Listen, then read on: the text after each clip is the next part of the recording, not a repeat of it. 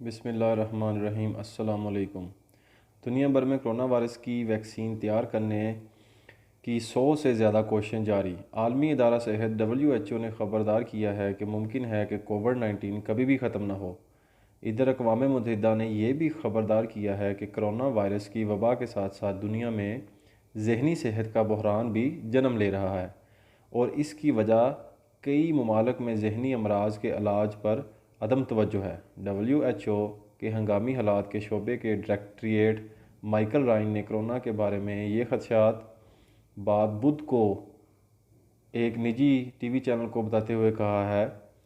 ایک press conference سے خطاب کرتے ہوئے انہوں نے اپنے خیالات کا اظہار کیا۔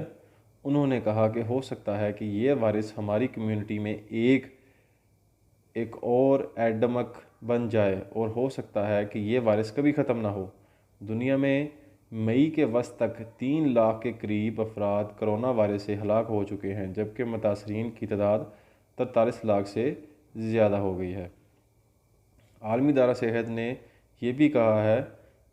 ڈاکٹر رائن کا کہنا تھا کہ WHO ختم نہیں ہوا، مگر ہم نے اس وائرس کا مقابلہ کرنا سیکھ لیا ہے۔ ان کا کہنا تھا کہ ان کے خیال میں کوئی بھی یہ پیشن گوئی نہیں کر سکتا کہ کووڈ-19 کی بیماری کا خاتمہ کب ہوگا۔ انہوں نے کہا کہ ویکسین کے بغیر لوگوں میں اس وائرس کے خلاف قوت مدافعت کا دارومدار سطح تک آنے میں کئی سال لگ سکتے ہیں۔ دنیا بھر میں کورونا وائرس کی ویکسین تیار کرنے کی 100 سے زیادہ کوششیں جاری ہیں، مگر ماہرین کا یہ بھی کہنا ہے کہ ہو سکتا ہے یہ کبھی نہ بن سکے گی۔ مائیکل رائن کا کہنا تھا کہ اگر ویکسین بن بھی جاتی ہے تو وائرس پر قابو پانے کے لیے انتہائی بڑے پیمانے پر کوششوں کی ضرورت ہوگی۔